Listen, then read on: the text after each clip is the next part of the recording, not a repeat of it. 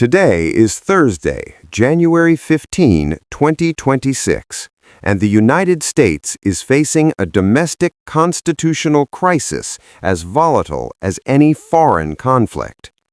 President Donald Trump has issued a formal warning that he may invoke the Insurrection Act of 1807 to deploy active-duty U.S. troops into Minnesota. This escalation comes after 2 weeks of Operation Metro Surge, the largest immigration enforcement operation in American history, which has turned the streets of Minneapolis into a literal battleground between federal agents and local residents. The current situation, a state in conflict. The tension in Minnesota is no longer just about immigration. It is about the direct clash between state and federal sovereignty. The catalyst. Protests have been relentless since the January 7th fatal shooting of Renee Nicole Good, a 37-year-old American citizen, by an ICE officer.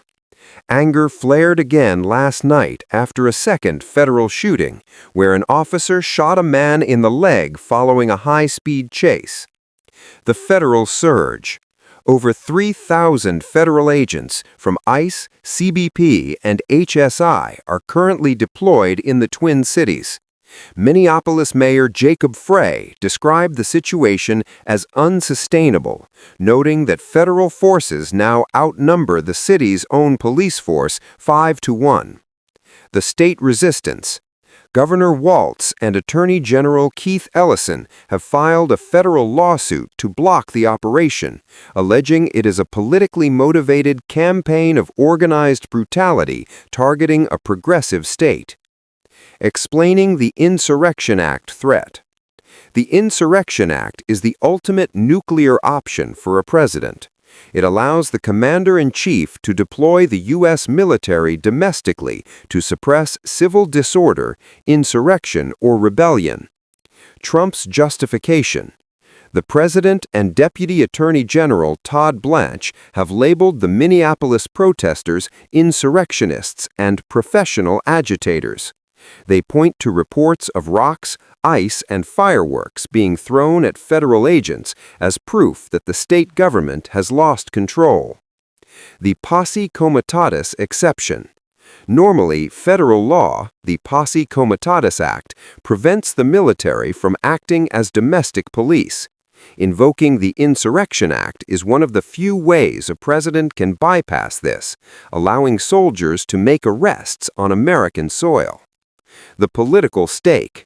This move signals that the Trump administration is willing to treat domestic blue state dissent with the same overwhelming force used in recent international operations, like the capture of Nicolas Maduro.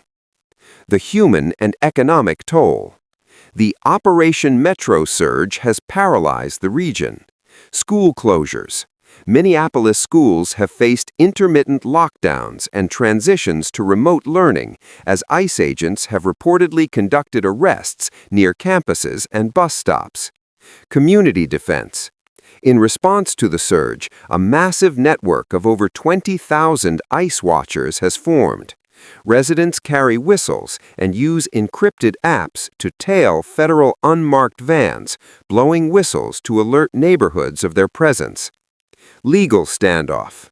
In a historic move, Governor Walz has kept the Minnesota National Guard on standby, raising the terrifying possibility of a direct standoff between state-controlled Guard units and federally controlled active-duty troops.